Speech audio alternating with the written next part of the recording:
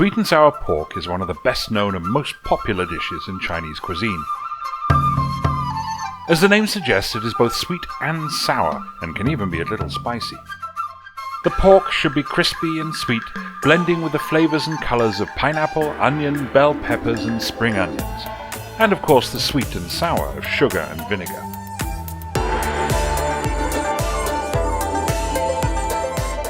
Both in China and in the West, sweet and sour pork is commonly served as a main dish, either as part of a multi-course meal or on its own, and it is frequently accompanied by fried or steamed rice.